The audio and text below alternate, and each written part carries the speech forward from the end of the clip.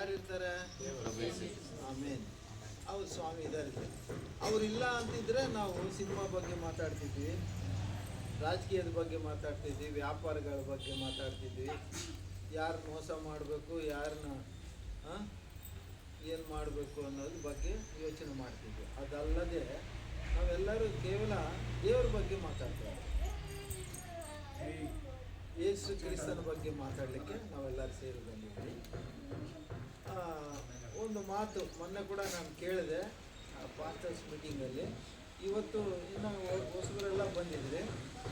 ಮತ್ತು ಕ್ರಿಸ್ಮಸ್ ಅಂದರೆ ಏನು, ಕ್ರಿಸ್ಮಸ್ಸು ಫಸ್ಟು ಯಾವಾಗ ಇದನ್ನು ಆಚರಿಸಿದ್ರು, ಇದ್ರ ಬಗ್ಗೆ ನಾವು ತಿಳ್ಕೊಳ್ಳೋಣ. ನಿಮ್ಮನ್ನು ನಾನು ಪ್ರಶ್ನೆ ಹಾಕಿ ನೀವು ಯೋಚನೆ ಮಾಡಿ ನೀವು ಹೇಳಿಲ್ಲ ಅಂದರೆ ನಾನು ಮತ್ತೆ ಸಮಯ ವೇಸ್ಟ್ ಮಾಡಿ ನಾನು ಹೇಳೋದಕ್ಕಿಂತ ಡೈರೆಕ್ಟ್ ನಾನೇ ಹೇಳ್ತೀನಿ. ಮೊದಲನೇ ಕ್ರಿಸ್ಮಸ್ ಯಾವಾಗ ಆಚರಣೆ ಮಾಡಿದ್ದಾರೆ ಅಂದರೆ ಯೇಸು ಕ್ರಿಸ್ತನ ಹುಟ್ಟಿದ ದಿನದಂದು. ಯಾವಾಗ? ಫಸ್ಟ್ ಬರ್ತ್ಡೇ ಯೇಸು ಕ್ರಿಸ್ತನ ಹುಟ್ಟಿದ್ದು ಅಂದರೆ 2024 ವರ್ಷಗಳ ಹಿಂದೆ. ಮತ್ತು ಬಳ್ಳಾರಿಗೆ ಅವತ್ತು ಕ್ರಿಸ್ಮಸ್ ಆಚರಣೆ ಮಾಡಿದರು ಅಂದರೆ 1810ನೇ ವರ್ಷದಲ್ಲಿ ಬಳ್ಳಾರಿಯಲ್ಲಿ ಸುವಾರ್ತೆ ಬಂತು. ಈ ಸುವಾರ್ತೆಯನ್ನು ತೆಗೆದುಕೊಂಡು ಜಾನ್ ಹ್ಯಾಂಡ್ಸ್ ಅನ್ನೋ ಮಿಷನರಿ ಲಂಡನ್ನಿಂದ ಹಡಗಿನಲ್ಲಿ ಬಂದು ಮದ್ರಾಸ್ ಸೇರಿಕೊಂಡು ಮದ್ರಾಸಿನಿಂದ ಬಳ್ಳಾರಿಗೆ ನಡ್ಕೊಂಡು ಬಂದಿದ್ದಾನೆ. ಎತ್ತಿನ ಗಾಡಿನ ಮೇಲೆ ನಡ್ಕೊಂಡು 30 ದಿನಗಳು ಪ್ರಯಾಣ ಮಾಡಿದ್ದಾನೆ. ಎಷ್ಟು ದಿನಗಳು? 30 ದಿನಗಳು ಮಾಡಿ ಈ ಬಳ್ಳಾರಿಯಲ್ಲಿ ಸುವಾರ್ತೆ ಹೇಳಲಾಗಿದ್ದು. ಈ ಬಳ್ಳಾರಿಗೆ ಸುವಾರ್ತೆ ಬಂತು. ಬಳ್ಳಾರಿಗೆ ಸುವಾರ್ತೆ ಬಂದಾಗ ಈ ಬಳ್ಳಾರಿ ಪಟ್ಟಣದಲ್ಲಿ ಮೊದಲನೇದಾಗಿ ದೇವರು ನಂಬಿದ್ದು ಯಾರಪ್ಪ ಅಂತಂದರೆ ಲಿಂಗಾಯತರು, ಎರಡನೇದಾಗಿ ಕುರುಬರು. ಆ ಕಾಲದಲ್ಲಿ ಅಂಥ ಪವಾಡಗಳಾದವು, ಅಂಥ ಅದ್ಭುತ ಕಾರ್ಯಗಳಾದವು, ಆಶ್ಚರ್ಯ ಕಾರ್ಯಗಳಾದವು, ಸ್ವಸ್ಥತ ಕಾರ್ಯಗಳಾದವು, ಸೂಚಕ ಕಾರ್ಯಗಳಾದವು. ಸುಮ್ಮನೆ ನಂಬಿಲ್ಲ ಜನರು. ಆತನ ಪವಾಡಗಳನ್ನು ನೋಡಿ, ಕಣ್ಣಾರೆ ನೋಡಿ, ಕಿವಿಯಾರೆ ಕೇಳಿ, ಕಣ್ಣಾರೆ ನೋಡಿ ದೇವರು ನಂಬಿದರು. ಏಸಪ್ಪ ನಿಜವಾದ ದೇವರು ಅಂತ. ಇಲ್ಲಿಗೆ ಮತ್ತೆ ಕ್ರಿಸ್ಮಸ್ ಅಂದರೆ ಕ್ರೈಸ್ಟ್ ಮ್ಯಾಸ್. ಕ್ರೈಸ್ಟ್ ಅಂದರೆ ಯೇಸು ಕ್ರಿಸ್ತನ, ಮ್ಯಾಸ್ ಅಂದರೆ ಆರಾಧನೆ. ಅಂದರೆ ಹೊಸ ಬಟ್ಟೆ ಹಾಕ್ಕೊಂಡು ಇವಾಗ ಹೇಳ್ದಂಗೆ ಯಾರು ಅಬ್ರಹ್ಮ ಅವ್ರು ಹೇಳಿದ್ರಲ್ಲ, ಒಳ್ಳೆ ಅಡುಗೆಗಳು ಮಾಡಿಕೊಂಡು ತಿಂದು ಖುಷಿ ಖುಷಿಯಾಗಿ ಎಲ್ಲ ಮನೆಗೆ ಬಣ್ಣ ಸುಣ್ಣ ಎಲ್ಲ ಹೊಡೆದು ಮತ್ತು ಒಳ್ಳೊಳ್ಳೆ ಬಟ್ಟೆಗಳು, ಒಳ್ಳೊಳ್ಳೆ ತಿಂಡಿ ತೀರ್ಥಗಳನ್ನು ಮಾಡಿಕೊಂಡು ತಿನ್ನೋದು ಅದು ಕ್ರಿಸ್ಮಸ್ ಅಲ್ಲ. ಕ್ರಿಸ್ಮಸ್ ಅಂದರೆ ಯೇಸು ಕ್ರಿಸ್ತನನ್ನು ಸಾಮೂಹಿಕವಾಗಿ ಆರಾಧಿಸಬೇಕು. ಹಲ್ಲೆಲೂಯಾ. ಏನು ಮಾಡಬೇಕು? ಒಬ್ಬರಲ್ಲ ಇಬ್ಬರಲ್ಲ, ಸಾಮೂಹಿಕ ಕೋಟಿಗಟ್ಟಲೆ, ಲಕ್ಷಗಟ್ಟಲೆ, ಸಾವಿರಗಟ್ಟಲೆ, ಲಕ್ಷಗಟ್ಟಲೆ, ಕೋಟಿಗಟ್ಟಲೆ ಜನರು ಸೇರಿ ಆರಾಧಿಸುವುದು. ಇವತ್ತಿನ ದಿನ ಪೂರ್ತಿ ಪ್ರಪಂಚ ಎಲ್ಲ ಕೂಡ ಯೇಸು ಕ್ರಿಸ್ತನನ್ನು ದೇವರು ಅಂತ ನಂಬಿದ್ದಾರೆ ಜನರು. ಹಲ್ಲೆಲೂಯಾ. ಈಗ ಒಂದು ಸೂರ್ಯ ಯಾವ ರೀತಿ ಬೆಂಗಳೂರಲ್ಲಿ ಅದೇ ಸೂರ್ಯ, ಮುಂಬೈನಲ್ಲಿ ಅದೇ ಸೂರ್ಯ, ಅಮೇರಿಕದಲ್ಲಿ ಅದೇ ಸೂರ್ಯ, ಜಪಾನ್ನಲ್ಲೂ ಕೂಡ ಅದೇ ಸೂರ್ಯ. ಆ ರೀತಿ ದೇವರು ಕೂಡ ಇಡೀ ಪ್ರಪಂಚಕ್ಕೆ ಒಬ್ಬರೇ ದೇವರಾಗಿರಬೇಕು. ಅದು ಇದರ ಸಿದ್ಧಾಂತ. ಎಲ್ಲ ಮತಸ್ಥರು, ಎಲ್ಲ ಜಾತಿ ಮತಗಳು ಯೇಸು ಕ್ರಿಸ್ತನನ್ನು ದೇವರು ಅಂತೇಳಿ ಮುದ್ದಾಂ ಪರೀಕ್ಷಿಸಿ ಒಪ್ಪಿಕೊಂಡಿದ್ದಾರೆ ಅವರು. ಹಾಗಾಗಿ ಯೇಸು ಸ್ವಾಮಿ ಹುಟ್ಟಿದ ದಿನ ಅಂತ ಇವತ್ತು ಅದು ತೀರ್ಮಾನಿಸಲಾಗಿ ಆಚರಿಸ್ತಾ ಇದ್ದಾರೆ. ನಿಜವಾಗಿ ಹೇಳ್ಬೇಕಂದ್ರೆ ಯೇಸು ಕ್ರಿಸ್ತನ ಹುಟ್ಟಿದಿನ, ದೇವರು ಹುಟ್ಟೋದು, ಹುಟ್ಟುವಿಕೆ, ಮರಣ, ಜನ್ಮ ಮರಣಗಳಿದ್ದಾವ ದೇವರಿಗೆ. ಹುಟ್ಟತಾನ ಸಾಯ್ತಾನ ದೇವರು? ಇಲ್ಲ. ಯೇಸು ಹುಟ್ಟಿಲ್ಲ. 3 ಭಾಷೆಗಳಲ್ಲಿ, ಒಂದು ಇಬ್ರು, ಗ್ರೀಕು ಮತ್ತು ಲ್ಯಾಟಿನ್. ಈ 3 ಭಾಷೆಗಳು ಅಂದರೆ ನೋಡ್ರಿ, 40 ಭಕ್ತರು ಬೇರೆ ಬೇರೆ ದೇಶಗಳಲ್ಲಿ, ಬೇರೆ ಬೇರೆ ಶತಮಾನಗಳಲ್ಲಿ, ಬೇರೆ ಬೇರೆ ಭಾಷೆಗಳಲ್ಲಿ ಈ ಪ್ರವಾದನೆಯನ್ನು ಬರೆದಿಟ್ಟಿದ್ದಾರೆ. ಅವ್ರು ಹೇಗೆ ಬರೆದ್ರು ಅಂದರೆ ಪರಿಶುದ್ಧಾತ್ಮ ದೇವರ ಪ್ರೇರಣೆ. ಏನೋ ಪ್ರೇರಣೆ ಮತ್ತೆ ಪರಿಶುದ್ಧಾತ್ಮ ದೇವರು ಬರೆಸಿದ್ದಾರೆ. ಈಗ ಅದು ಮನುಷ್ಯರು ಬರೆದರ, ದೇವ್ರು ಬರೆಸಿದನ, ಯಾರು ಬರೆದರ ಅಂತ ಹೇಗೆ ಹೇಳ್ತಾರೆ? ಮನುಷ್ಯರು ಬರೆದಿದ್ರೆ ಅದು ನಡೆಯಂಗಿಲ್ಲ. ಇದು ದೇವರೇ ಬರೆಸಿದನಂತ ಕಾರಣ ಏನಾಗಿದೆ ಅಂದರೆ ಅವರು ಬರೆದಿದ್ದು ನೆರವೇರಿದೆ. ಏನಾಗಿದೆ? ನೆರವೇರಿದೆ. ಅದಕ್ಕಾಗಿ ನಿಜ ಅಂತ. ಈ 3 ಭಾಷೆಗಳಲ್ಲಿ ನಿಜವಾದ ಭಾಷಾಂತರ ಏನಂದ್ರೆ, ಯೇಸು ಕ್ರಿಸ್ತನು ಜನ್ಮಿಸಿಲ್ಲ. ಯೇಸು ಕ್ರಿಸ್ತನ ಮೂಲ ಭಾಷೆಯಲ್ಲಿ ಏನು ಬರೆದಿತ್ತೈತೆ, transferred from heaven to earth. ಅದಕ್ಕೆ ಹುಟ್ಟುವಿಕೆ ಇಲ್ಲ. ಪರಿಶುದ್ಧಾತ್ಮ ದೇವರ ಪ್ರಭಾವದಿಂದ ತಂದೆ ಇಚ್ಛೆಯಂತೆ ಮೇರಿ ಗರ್ಭದಲ್ಲಿ ಆತನು ಜನಿಸಿದ. ಆತನ ಜನ್ಮ ತಾಳಬೇಕಾಗಿತ್ತು. ಹೇಗೆ? ಮನುಷ್ಯನಾಗಿ, ಮಾನವನಾಗಿ ಹುಟ್ಟಬೇಕಾಗಿತ್ತು. ಅಂದರೆ ಪ್ರವಾದಿಗಳ ಮೂಲಕ ದೇವರು ಮಾತಾಡಿ ಜನರನ್ನು ಸರಿಯಾದ ಮಾರ್ಗಕ್ಕೆ ನಡೆಸಬೇಕು ಅಂತ ಇಚ್ಛೆ ಮಾಡಿದಾಗೆಲ್ಲ ಜನರು ತಪ್ಪಿ ಹೋಗ್ತಾ ಹೋದರು. ಅವರು ಸರಿಪಡಿಸಬೇಕು. ಹೇಗೆ? ಹಾಗಾಗಿ ಪ್ರವಕ್ತರ ಮೂಲಕ, ಪ್ರವಾದನೆಗಳ ಮೂಲಕ ಅವರು ದೇವರು ಅದು ಬರೆಸಿದರು. ಬರೆಸಿದ್ವೆಲ್ಲ ಕೂಡ ಏನಾಗ್ತಾ ಇದೆ? ಈಗ ನೆರವೇರ್ತಾ ಇದೆ. ಅದು ನಿಜವಾದ ಸಂಗತಿ. ಈಗ ನಾನು ನೋಡಿರಲಾಗಿ ಕೂಡ ಎಷ್ಟೋ ವಿಷಯಗಳು ಈಗ ಓದಿದ್ವು ನೆರವೇರ್ತಾ ಇದ್ದೇವೆ. ನಮ್ಮ ಕಣ್ಣಾರೆ ಕಾಣ್ತಾ ಇದ್ವಿ, ಕಿವಿಯಾರ ಕೇಳ್ತಾ ಇದ್ವಿ. ಹಾಗಾಗಿ ಯೇಸು ಕ್ರಿಸ್ತನು ಈ ಲೋಕಕ್ಕೆ ಯಾಕೆ ಬಂದರು? ಒಂದೊಂದು ರೀತಿ ಪ್ರವಕ್ತರು ಬರೆದಿದ್ದಾರೆ. ಬರೆದಿದ್ದು ನಿಜವಾಗ್ತಾ ಇದೆ. ಅದು ಆಗಿದೆ, ಆಗ್ತಾ ಇದೆ.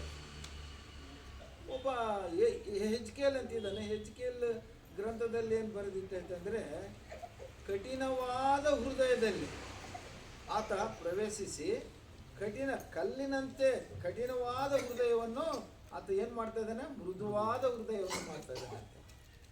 ಅದಕ್ಕಾಗಿ ಸ್ವಾಮಿ ಈ ಲೋಕಕ್ಕೆ ಬಂದನಂತೆ. ಅಂದರೆ ಕಠಿಣವಾದ ಹೃದಯ ಅಂದರೆ ಮನುಷ್ಯರು ತಪ್ಪಿ ಹೋಗ್ತಾ ಇದ್ದಾರೆ, ಬೇಕಾದಂಗೆ ಕೆಟ್ಟ ಕಾರ್ಯಗಳು ಮಾಡ್ತಾ ಇದ್ದಾರೆ. ಅವುಗಳು ಆಗಬಾರದಂತೇಳಿ ಮನುಷ್ಯನು ಕ್ರೋಧ, ಕಕ್ಷೆ, ಅಸೂಯೆ ಮತ್ತು ಸ್ವಾರ್ಥ ಏನೇನೋ ಎಲ್ಲ ಮನುಷ್ಯನ ಆಲೋಚನೆಗಳಂತೆ ನಡೆದುಕೊಂಡು ಮಾನವನು ಮನುಷ್ಯನಿಗೆ ಅನ್ಯಾಯ ಮಾಡ್ತಾ ಇದ್ದಾನೆ, ಲೋಕಕ್ಕೆ ಅನ್ಯಾಯ ಮಾಡ್ತಾ ಇದ್ದಾನೆ. ಇಂತಹ ಕಾರ್ಯಗಳು ಆಗಬಾರದಾಗಿ ದೇವರಿಗೆ ಆತನು ಮಾನವನ ಹೃದಯವನ್ನು ಪರಿವರ್ತನೆ ಮಾಡಲಿಕ್ಕಾಗಿ ಬಂದನು ಅಂತ ದೇವರ ವಾಕ್ಯದಲ್ಲಿ ಹೇಳಿದೆ. ಆಯಿತು. ಮತ್ತು ಯೇಸು ಕ್ರಿಸ್ತನು ಹುಟ್ಟುತ್ತಾನೆ ಅನ್ನೋದು ಖಗೋಳ ಶಾಸ್ತ್ರ. ಯಾವುದು? ಖಗೋಳ ಶಾಸ್ತ್ರ. ಅದು ಇಂಗ್ಲೀಷಲ್ಲಿ ಏನು ಹೇಳ್ತಾರೆ ಅಂದರೆ, if I am correct, movement on stars and planets. ಖಗೋಳ ಶಾಸ್ತ್ರ. ಆದ ಶಾಸ್ತ್ರ ಪಂಡಿತರು ಅವರೆಲ್ಲೂ ಬರೆದಿಟ್ಟಿದ್ರು. ಒಬ್ಬ ಮಗುವಾಗಿ ಹುಟ್ಟುತ್ತಾನೆ. ಯೇಸು ಕ್ರಿಸ್ತನು ಹುಟ್ಟಿದ್ದು ಬೆತ್ಲೆಹೇಮ್ನಲ್ಲಿ. ಎಲ್ಲಿ ಹುಟ್ಟಿದ್ದು? ಬೆತ್ಲೆಹೇಮ್. ಬೆತ್ಲೆಹೇಮನ ಊರಲ್ಲಿ ಹುಟ್ಟಿದ್ದು. ಆದರೆ ಬೆಳೆದಿದ್ದು ನಜರೇತ್ ಅನ್ನೋ ಊರಲ್ಲಿ. ತನ್ನ ಜೀವಿತ ಕಾಲವೆಲ್ಲ ಕೂಡ ಅಲ್ಲೇ ಕೆಲಸ ಮಾಡಿಕೊಂಡು, ಬಡಿಗೇರಿ ಕೆಲಸ ಮಾಡಿಕೊಂಡು ಅಲ್ಲೇ ಜೀವಿಸಿದ. 30 ವರ್ಷಗಳ ನಂತರ ಯಹೂದಿಯರ ಒಂದು ಶಾಸ್ತ್ರ ಪ್ರಕಾರ 30 ವರ್ಷಗಳವರೆಗೆ ಏನು ಮಾಡಲಿಕ್ಕೆ ಸಾಧ್ಯ ಇಲ್ಲ ಅವರ ದೇಶದಲ್ಲಿ. 30 ವರ್ಷಗಳ ನಂತರನೇ ಏನಾದರೂ ಮಾಡೋದುಂಟು. ಆ ಯಹೂದಿಯರ ಶಾಸ್ತ್ರದ ಪ್ರಕಾರ ಯೇಸು ಸಹ 30 ವರ್ಷಗಳು ಬರುವ ತನಕ ಆತ ಏನೂ ಮಾಡಿಲ್ಲ, ಮಿನಿಸ್ಟ್ರಿ ಸ್ಟಾರ್ಟ್ ಆಗಿಲ್ಲ. 30 ವರ್ಷಗಳ ನಂತರ 33 ವರ್ಷಗಳು ಬದುಕಿದ್ದು ಸ್ವಾಮಿ. ಆ 3 ವರ್ಷಗಳ ಸಮಯದಲ್ಲಿ ಪ್ರಪಂಚವನ್ನೇ ಆತನು ತಾಳ್ಮೆ ಮಾಡಿದ, ಪ್ರಪಂಚಕ್ಕೆ ತಿಳಿಯಪಡಿಸಿದ. ಆತನೊಬ್ಬ ದೇವಕುಮಾರ. 100ಕ್ಕೆ 100 ಪಾಲು ಮನುಷ್ಯನು, 100ಕ್ಕೆ 100 ಪಾಲು ದೇವಕುಮಾರ. ಮನುಷ್ಯ ಕುಮಾರನು ಹೌದು, ದೇವಕುಮಾರ. ಹಾಗಾಗಿ ಆತನ ಮೂಲಕ ಸೃಷ್ಟಿಕರ್ತನಾದ ದೇವರು ಕಾರ್ಯಗಳನ್ನು ಮಾಡುವರು. ಈಗ ಮನುಷ್ಯರಲ್ಲಿ ವಿಶ್ವಾಸ ಉಂಟು ಆಗಬೇಕು. ಮನುಷ್ಯರಲ್ಲಿ ವಿಶ್ವಾಸ ಉಂಟಾಗಬೇಕು. ಒಂದು ಮಾತು ಹೇಳ್ತೀನಿ. ಕ್ರಿಸ್ಮಸ್ ತಾತ ಅಂತ ನೋಡಿದಿರಿ ನೀವೆಲ್ಲ, ಹಾಕಿದ್ದೀರಿ. ಆತನ ಹೆಸರು ಸೈಂಟ್ ನಿಕೋಲಾಸ್. ಆತನ ಹೆಸರೇನು? ನಿಕೋಲಾಸ್. ದೊಡ್ಡ ಶ್ರೀಮಂತ ಅಂತ. ಆತ ಅವನು ಸಣ್ಣವನಾಗಿದ್ದಾಗ ತಂದೆ ತಾಯಿಗಳು ಕಳ್ಕೊಳ್ತಾನೆ. ಆದರೆ ಯೇಸು ಸ್ವಾಮಿಯ ಧರ್ಮಶಾಸ್ತ್ರವನ್ನು ಓದಿ ಒಳ್ಳೆಯ ನಂಬಿಕೆ ಇಟ್ಕೊಂಡು ಸ್ವಾಮಿ ಕಾರ್ಯ ಏನಾದರೂ ಮಾಡಬೇಕನ್ನೋ ಉದ್ದೇಶದಿಂದ ಆತ ಮಕ್ಕಳಲ್ಲಿ ಸೇವೆ ಮಾಡಿದ. ಮಕ್ಕಳಲ್ಲಿ ವಿಶ್ವಾಸಕ್ಕೆ ತಗೊಂಡು ಬರಬೇಕು ಅಂತ ಏನು ಮಾಡಿದಂತ ತಾತ ಆದ. ಯಾವ ತಾತ? ಕ್ರಿಸ್ಮಸ್ ತಾತ. ಅಲ್ಪ ಸ್ವಲ್ಪ ನಾನು ಕೂಡ ತಾತ ಥರನೇ ಕಾಣ್ತಿದ್ದೆ. ನಾನು ತಾತ ಅಂತ ನನಗೆ ಗೊತ್ತಿದ್ದಿಲ್ಲ. ಕಣ್ಣು ಡ್ರಾಪ್ ಹಾಕ್ಸ್ಕೊಳ್ಳಿಕ್ಕೆ ಹೋಗಿದ್ದೆ. ನಾನು ಕುಂತಿದ್ದೆ, ಕಣ್ಣು ಡ್ರಾಪ್ ಹಾಕ್ಬೇಕಲ್ಲ. ಆಯಮ್ಮ ಬಂದ್ಲು, ತಾತ ಸ್ವಲ್ಪ ತಲೆತ್ತು ತಾತ. ಅವಾಗ ಅನಿಸ್ತು, ಹೌದಾ ನನ್ನ ತಾತನೇ ಸರಿ. ಅಲ್ಲಿವರೆಗೆ ನನ್ನ ತಾತ ಅನ್ನೋದು ನನಗೆ ಅರಿವಿದ್ದಿಲ್ಲ. ಕ್ರಿಸ್ಮಸ್ ತಾತ ಆತ ಏನು ಮಾಡಿದಂತ, ಪೇಪರ್ಗಳಲ್ಲಿ ಎಲ್ಲ ಮಕ್ಕಳು ಕರೆದು ನಿನಗೇನು ಬೇಕಪ್ಪ, ನಿನಗೇನು ಬೇಕು, ನೀನು ಬೇಕು ಎಲ್ಲ ಬರೆದು ಅವರ ಡಿಸೈರ್ಸ್ ಅಂದರೆ ಕೋರಿಕೆಗಳು ಎಲ್ಲ ಚೀಟಿಗಳು ಬರೆದು ಅಲ್ಲಿಟ್ಟು ಅವುಗಳೆಲ್ಲವನ್ನು ಪೂರೈಸಿ ಮಕ್ಕಳು ಬಂದು ನೀವು ಬರೆದಿದ್ದು ಚೀಟಿಗಳು ಇದಾವೆ ನೋಡ್ರಿ ಏನು ಬೇಕು ಅಂತ ಕೇಳಿ ಅಲ್ಲಿ ಎಲ್ಲ ವಸ್ತುಗಳನ್ನು ತಂದಿಟ್ಟು, ನಾವು ಬರೆದಿದ್ದೇ ದೇವ್ರು ಕೊಟ್ಟಿದ್ದಾನೆ ನೋಡು. ದೇವ್ರು ಕೊಟ್ಟಿಲ್ಲ, ಆದರೆ ಈತನು ಆ ಚಿಕ್ಕ ಮಕ್ಕಳಲ್ಲಿ ದೇವರ ಕಡೆಗೆ ತಿರುಗಬೇಕು ಅಂತ ಆ ಕಾರ್ಯವು ಮಾಡಿ ಮಕ್ಕಳು ಅಲ್ಲಿಂದ ವಿಶ್ವಾಸದಲ್ಲಿ ಬೆಳೆದರು. ಮನುಷ್ಯನಿಗೆ ಇವತ್ತು ಏನು ನಾವು ನಂಬಲಾರಿಲ್ಲ. ಯಾವಾಗ ನಂಬ್ತೀವಿ ಅಂದರೆ ಅದು ನಿಜರೂಪ ತಾಳಿದಾಗ ನಾವು ಅದನ್ನು ನಂಬ್ತೀವಿ, ವಿಶ್ವಾಸದಲ್ಲಿ ನಂಬ್ತೀವಿ. ಈಗ ಅಬ್ರಹಾಮನಿದ್ದಾನೆ, ಅಬ್ರಹಾಮನು ವಿಶ್ವಾಸದಿಂದ ಇದ್ದ. ವಿಶ್ವಾಸದಿಂದ ಇರೋದಕ್ಕಾಗಿ ಅಬ್ರಹಾಮನನ್ನು ನೀತಿವಂತನಂತ ಕರೆದ ದೇವರು. ನೀನು ನಾನು ನಾವೆಲ್ಲರೂ ನಮ್ಮ ವಿಶ್ವಾಸ ಹೇಗಿದೆ? ನಮ್ಮ ವಿಶ್ವಾಸ ಹೇಗಿದೆ ಪರೀಕ್ಷಿಸ್ಕೊಳ್ಬೇಕು. ನಾವು ನಿಜವಾದ ವಿಶ್ವಾಸದಲ್ಲಿದ್ದೀವಾ? ಯೇಸು ಕ್ರಿಸ್ತನು ಏನಂತ ನಾವು ನಂಬಿದ್ದೀವಿ? ಯೇಸು ಕ್ರಿಸ್ತನು ರಕ್ಷಕನು ಹೌದು, ಲೋಕ ರಕ್ಷಕನು. ಅಂದರೆ ದೇವರ ಉದ್ದೇಶ, ಈಗ ಅಬ್ರಹಾಂ ಅವರು ಹೇಳಿದ ಪ್ರಕಾರ ಮನುಷ್ಯರು ತಪ್ಪಿ ಹೋಗಿ ಅಂದರೆ ದೇವರ ಮಹಿಮೆಯನ್ನು ಕಂಡುಕೊಳ್ಳಾರದೆ ಅವರು ಮರಣಿಸಿ ನರಕಕ್ಕೆ ಹೋಗ್ತಿದ್ರು. ಆ ಹೋಗೋದನ್ನು ತಡಿಬೇಕು ಅಂದರೆ ಒಳ್ಳೆಯವರಾಗಿರ್ಬೇಕು. ಒಳ್ಳೆಯವರಾಗಿರ್ಬೇಕಂದ್ರೆ ಪರಿಶುದ್ಧರಾಗಿರಬೇಕು. ಪರಿಶುದ್ಧರಾಗಿರಬೇಕು ಅಂದರೆ ಮನಸಾಂತರವನ್ನು ಹೊಂದಿಕೊಂಡಿರಬೇಕು. ಹೇಗಿರಬೇಕು? ಮನಸಾಂತರ ಅಂದರೆ ತೆಲುಗಿನಲ್ಲಿ ಏನು ಹೇಳ್ತಾರೆ ಅಂದರೆ ಮಾರು ಮನಸ್ಸು. ಏನಂತೆ? ಮಾರು ಮನಸ್ಸು ಅಂದರೆ ಹಳೆಯ ಮನಸ್ಸು ನಮ್ದು ಏನಿತ್ತಲ್ಲ, ಪಾಪದ ಕಡೆ ಇರುವಂಥ ಮನಸ್ಸನ್ನು ನಾವು ಚೇಂಜ್ ಮಾಡ್ಕೋಬೇಕು. ಏನು ಮಾಡಬೇಕು? ಬದಲಾವಣೆಗೆ ಬರಬೇಕು. ಮೊನ್ನೆ ಹೇಳ್ತಿದ್ದೆ, ಬ್ಯಾಪ್ಟಿಸಮ್ ತಗೊಳ್ಳೋ ಹುಡುಗರಿಗೆ ಹೇಳ್ತಿದ್ದೆ ನಾನು. ಏನು ಹೇಳ್ತಿದ್ದೆ ಅಂದರೆ, ಒಂದು ಸಾರಿ ದೇವರನ್ನು ನಂಬಿ ದೀಕ್ಷೆ ತೆಗೆದುಕೊಳ್ಬೇಕು. ಆ ದಿವಸನೇ ಬ್ಯಾಪ್ಟಿಸಮ್ ತರ್ತಾರೆ. ದೀಕ್ಷೆ ಏನಂತ ತಗೊಳ್ತೀವಿ ಅಂದರೆ, ಇಲ್ಲಿವರೆಗೆ ಹಿಂದೆ ಹುಟ್ಟಿದಾಗಿಂದ ನಾವೇನು ಪಾಪಗಳು, ಅಪರಾಧಗಳು, ತಪ್ಪುಗಳು ಮಾಡಿದ್ವಲ್ಲ, ಅವು ಮತ್ತು ಮರುಕಳಿಸಬಾರ್ದು, ಮತ್ತು ಅವು ಆಗಬಾರ್ದು. ಹಂಗಾದ್ರೆ ಸುಮ್ಮನೆ ಆಗದಂಗೆ ಇರ್ತಾವ? ಇಲ್ಲ, ನೀನು ದೃಢವಾದ ಮನಸ್ಸು ಬರಬೇಕು. ಏನು ಮನಸ್ಸು? ದೃಢವ. ನಾನು ತಪ್ಪು ಮಾಡಿದ್ದೀನಿ, ಅಪರಾಧ ಮಾಡಿದ್ದೀನಿ, ಪಾಪ ಮಾಡಿದ್ದೀನಿ, ಅವುಗಳನ್ನ ಮತ್ತು ನಾನು ಮಾಡಬಾರದು ಅನ್ನೋ ಮನಸ್ಸು ಬರಬೇಕು. ಆ ಮನಸ್ಸು ಮಾರ್ಪಾಟ ಆಗಬೇಕು, ಮನಸ್ಸಾಂತರ ಆಗಬೇಕು. ಅಂದರೆ ಹಳೆ ಮನಸ್ಸು ಹೋಗಿ ಹೊಸ ಮನಸ್ಸು ಬರಬೇಕು. ಅದನ್ನು ನಾನು ಹೇಳಿದನ್ನ ಯೆಹೆಜ್ಕೇಲ್ ಗ್ರಂಥದಲ್ಲಿ, ಕಠಿಣವಾದ ಕಲ್ಲಿನಂಥ ಹೃದಯವನ್ನು ಮೃದುವಾದ ಹೃದಯವನ್ನಾಗಿ ಮಾಡಿದ್ದಾನೆ. ಅಂದರೆ ಬದಲಾವಣೆ ಆಯ್ತು. ನಿನ್ನ ಹೃದಯದಲ್ಲಿ ಏನು ಬರಬೇಕೀಗ? ಬದಲಾವಣೆ ಬರಬೇಕು. ಹಲ್ಲೆಲೂಯಾ. ಪ್ರಿಯ ಮಕ್ಕಳೇ, ದೇವ್ರು ನಂಬಿದ್ದೀವಿ ಅಂತೀವಿ. ಕೆಲವರು ಎಲ್ಲರಲ್ಲ, ಕೆಲವರು ಹಳೆ ಬುದ್ಧಿಗಳನ್ನು ಇನ್ನೂ ಮಾಡ್ತಾನೆ ಇದ್ದಾರೆ. ಏನು ಮಾಡ್ತಾ ಇದ್ದಾರೆ? ಹಳೆಯವನ್ನೇ ಮಾಡ್ತಾ ಇದ್ದಾರೆ. ಹಳೆ ಅಭ್ಯಾಸಗಳು, ಹಳೆ ಯೋಚನೆಗಳು, ಹಳೆವೆಲ್ಲವೂ ಕೂಡ. ಅದಕ್ಕೆ ದೇವರು ವಾಕ್ಯದಲ್ಲಿ ಹೇಳ್ತಾನಂದರೆ, ಹಳೆಯವನ್ನು ಮತ್ತೆ ಮಾಡಬಾರ್ದು. ಯಾರು ದೇವರಲ್ಲಿ ದೀಕ್ಷೆ ತೆಗೆದುಕೊಳ್ತಾರ, ಬ್ಯಾಪ್ಟಿಸಮ್ ಪಡೆದುಕೊಂಡ ನಂತರ ಅದನ್ನು ರಕ್ಷಣೆ ಅಂತ ಕೊಡ್ತಾರೆ. ಮಾರು ಮನಸ್ಸಿದ್ದವರಿಗೆ ರಕ್ಷಣೆ ಸಿಗ್ತದೆ. ರಕ್ಷಣೆ ಎದಕ್ಕೆ ಸಿಗ್ತದೆ ಅಂದರೆ 3 ಕಾರಣಗಳಂತ ಹೇಳಿದ್ವಿ ನಾವು. ಏನು? ಒಂದು, ಮನಸಾಂತರ ಹೊಂದಬೇಕು. ಆಮೇಲೆ ರಕ್ಷಣೆ ಹೊಂದ್ಕೊಳ್ಬೇಕು. ನಿತ್ಯ ಜೀವ, ನಿನಗೆ ಆತ್ಮ ಅಭಿಷೇಕ ಬೇಕು. ಈ ಕಾರಣಕ್ಕಾಗಿ ನಾವು ದೀಕ್ಷೆ ತಗೋತೀವಿ. ಆ ತೆಗೆದುಕೊಂಡ ಮಕ್ಕಳು ಹೇಗಿರಬೇಕು ಅಂದರೆ ಮತ್ತೆ ಹಳೆ ಪಾಪಗಳನ್ನು ಮಾಡಬಾರ್ದು, ಹಳೆ ಚಾಳಿಗೆ ಹೋಗಬಾರ್ದು. ಹೌದಾ? ಭಾಳ ಮಂದಿ ಪ್ರಾಣ ಹೋದರೆ ಪರವಾಗಿಲ್ಲ, ಆದರೆ ನಾವು ನಿಜವಾದ ದೇವರ ಮಕ್ಕಳಾಗಿದ್ವಿ. ನಾವು ಹಳೆ ಚಾಳಿ, ಹಳೆ ಬುದ್ಧಿ ಬೇಡ. ಒಂದು ವೇಳೆ ಹಳೆ ಬಿಟ್ಟಿದ್ದ ಪಾಪವನ್ನು ಮತ್ತೆ ಮಾಡಿದ್ರೆ ಅವ್ರು ಏನಾಗ್ತಾರೆ? ಹಂದಿಗಳಾಗ್ತಾರೆ. ಏನಾಗ್ತಾರಮ್ಮ? ಹಂದಿಗಳು. ಹೇಗೆ? ಈಗ ಹಂದಿನ ತಂದು ಚೆನ್ನಾಗಿ ಸ್ನಾನ ಮಾಡಿಸಿ ಅದನ್ನು ಬಿಟ್ಟರೆ ಎಲ್ಲಿಗೆ ಹೋಗ್ತದೆ ಅದು? ಮತ್ತೆ ಹೋಗ್ಬಾರ್ದು ಜಾಗಕ್ಕೆ ಹೋಗ್ತದೆ. ಅದೇ ರೀತಿ ಅವ್ರನ್ನ ಇನ್ನಂತ ಏನಂತ ಕರೀತಾರೆ? ನಾಯಿಗಳಂತ ಕರೀತಾರೆ. ಯಾಕೆ? ನಾಯಿ ವಾಂತಿ ಮಾಡ್ತದೆ. ವಾಂತಿ ಮಾಡಿದ ಮೇಲೆ ಏನು ಮಾಡ್ತಾ ಇರೋದು? ವಾಂತಿ ಮಾಡಿದ್ದನ್ನೇ ತಿಂತದೆ ಮತ್ತೆ. ಹಾಗೆ ಮನುಷ್ಯರು ಪಾಪವನ್ನು ಬಿಟ್ಟಿದ ಮೇಲೆ ಮತ್ತೆ ಆ ಪಾಪವನ್ನು ಮಾಡಬಾರ್ದು. ಜ್ಞಾಪಕದಲ್ಲಿ ಇಟ್ಕೊಳ್ಬೇಕು. ನಾವು ಹಂದಿಗಳಾಗಬಾರ್ದು, ನಾವು ನಾಯಿಗಳಾಗಬಾರ್ದು, ಪರಿಶುದ್ಧರಾಗಿರಬೇಕು. ಹಲ್ಲೆಲೂಯಾ. ಪರಲೋಕಕ್ಕೆ ಯಾರು ಹೋಗ್ತಾರೆ ಅಂದರೆ ಪರಿಶುದ್ಧರು.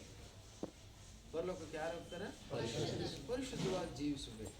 ನಾವು ಸಾಕ್ಷಿಗಳಾಗಿ ಜೀವಿಸಬೇಕು, ಆತನಿಗೆ ಅನುಯಾಯಿಗಳಾಗಿ ಜೀವಿಸಬೇಕು. ನಾವು ಯಾರಿಗೆ? ಯೇಸು ಕ್ರಿಸ್ತ. ಈಗ 3 ವಿಷಯಗಳು ಹೇಳಿ ನಾನು ಮುಗಿಸ್ತೀನಿ, ಜಾಸ್ತಿ ಹೊತ್ತು ಬೇಡ.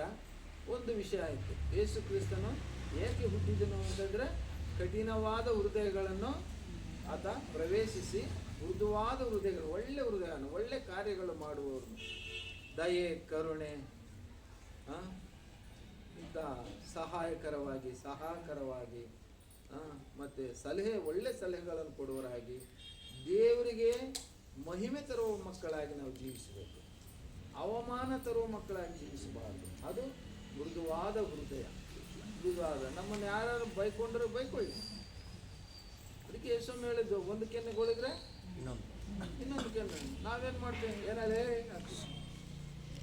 ಯಾಕಲ್ಲಿ ಏನಲ್ಲ ಅಂದರೆ ಏನು ಕೆಟ್ಟ ಮಾತು ಬೈಯೋದು, ಇಂಥವೆಲ್ಲ ನಾವು ಮಾಡ್ತೇವೆ.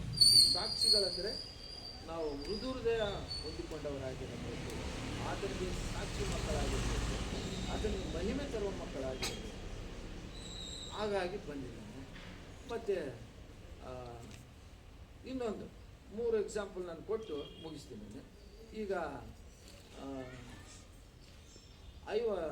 ಯೆಶಾಯ 57:15 ಅದನ್ನು ಯಾಕೆ ಬಂದವನು ಅನ್ನೋದು ಇದೊಂದು ಪ್ರವಾದನೆ. ಇನ್ನೊಂದು ಪ್ರವಾದನೆ ಹೇಳಿ ನಾನು ಮುಗಿಸ್ತೀನಿ.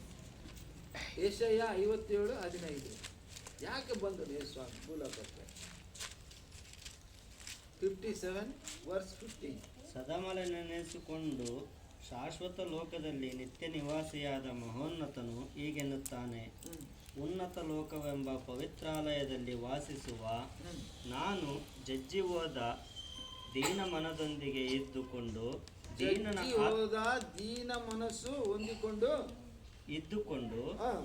ದೀನನ ಆತ್ಮವನ್ನು ಜಜ್ಜಿ ಹೋದ ಮನಸ್ಸನ್ನು ಉಜ್ಜೀವಿಸುವವನಾಗಿದ್ದೇನೆ. ನಾನು ಸರ್ವದಾ ವ್ಯಾಜ್ಯವಾಡನು, ಕಡೆಯ ತನಕ ಕೋಪಿಸಿಕೊಳ್ಳೆನು. ಹೀಗೆ ಮಾಡಿದರೆ ಮನುಷ್ಯಾತ್ಮವು ನಾನು ಸೃಷ್ಟಿಸಿದ ಜೀವವು ನನ್ನಿಂದ ಕುಂದಿ ಹೋದಾವು. మహాగణుడును మహోన్నతుడును పరిశుద్ధుడును నిత్య నివాసియునైన వాడు ఇలాగు సెలవిచ్చుచున్నాడు. మహాగణుడు, మహోన్నతుడును పరిశుద్ధుడును నిత్య నివాసియునైన వాడు. ನಿತ್ಯ ನಿವಾಸಿ ಅಂದರೆ ಈ ಲೋಕದಲ್ಲಿರುವ ನಿವಾಸಗಳೆಲ್ಲ ನಾಶವಾಗ್ತವೆ, ಆದರೆ ಆ ಪರಲೋಕದಲ್ಲಿರುವ ನಿವಾಸಿಗಳು ಎಂದಿಗೂ ಕೂಡ ನಾಶವಾಗುವುದಿಲ್ಲ.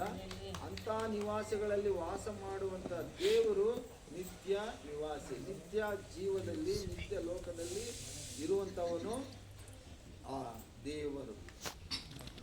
ಆ ದೇವರು ಎಲ್ಲಿದ್ದಾನೆ ಅಂತಂದರೆ, ಆಕಾಶ ನೋಡೋಕ್ಕೆ ಒಂದೇ ಕಾಣ್ತದೆ ನಮಗೆ, ಆದರೆ 3 ಆಕಾಶಗಳು: ಕೆಳಗಿನ ಆಕಾಶ, ಮಧ್ಯ ಆಕಾಶ, ಮೇಲಿನ ಆಕಾಶ. ಎಲ್ಲ ಶಾಸ್ತ್ರಗಳಲ್ಲಿ ಏನೇನು ಬರೆದಿದ್ದಾರೆ ಅಂದರೆ, ದೇವರು ಇರೋದು ಮೇಲನ ಲೋಕದಲ್ಲಿ, ಮೇಲ ಆಕಾಶದಲ್ಲಿ. ಕೆಳಗಿನ ಆಕಾಶದಲ್ಲಿ ಗಾಳಿ ಇದೆ, ಮಧ್ಯ ಆಕಾಶದಲ್ಲಿ ಶೂನ್ಯ ಇದೆ, ವ್ಯಾಕ್ಯೂಮ್. ಅಲ್ಲಿ ಯಾರು ಮನುಷ್ಯರು ನಿವಾಸ ಮಾಡಲಿಕ್ಕಾಗಲ್ಲ, ಪ್ರಾಣ ಆಕ್ಸಿಜನ್ ಇಲ್ಲ. ಅಲ್ಲಿ ಮೇಲನ ಲೋಕದಲ್ಲಿ ಪರಲೋಕ ಇದೆ. ಆ ಲೋಕದಲ್ಲಿ ವಾಸಿಯಾಗಿರುವಂಥ ನಿತ್ಯ ನಿವಾಸಿ ದೇವರು. ಆತ ಮಹಾಗಣನು, ಮಹಾ ಅದ್ಭುತ ಕಾರ್ಯಗಳನ್ನು ಮಾಡುವ ದೇವರು ಸರ್ವಶಕ್ತ, ಸರ್ವೋನ್ನತ ಮತ, ಸರ್ವ ಅಧಿಕಾರಿಗಳನ್ನು ಹೊಂದಿಕೊಂಡಿರುವಂಥವನು ದೇವರು. ಆ ದೇವರು ಹೇಳಿ, నేను ఆ, మహోన్నతమైన పరిశుద్ధ స్థలములో ఆ, నివసించువాడను ఆ, అయినను వినయము గల వారి ప్రాణమును ఉజ్జీవింప ಇದು చేయుటకు ಬಹಳ ಇಂಪಾರ್ಟೆಂಟ್ ನೋಡ್ರಮ್ಮ, ನೀವೆಲ್ಲರೂ ಮಕ್ಕಳೇ. ವಿನಯಮುಗಲ వారి ప్రాణమును ವಾರಿ ಪ್ರಾಣಮನು ఉజ్జీవింప చేయుటకును ಉಜ್ಜೀವಿಂಪಜೇಸುವಲ್ಲಿ ದೇವರ ಮಾತುಗಳಲ್ಲಿ ಉಜ್ಜೀವ ಇದೆ. ಯಾಕಂದ್ರೆ ಆತನ ಮಾತುಗಳಲ್ಲಿ ಜೀವ ಇದೆ. ಹಲ್ಲೆಲೂಯಾ. ಹಲ್ಲೆಲೂಯಾ.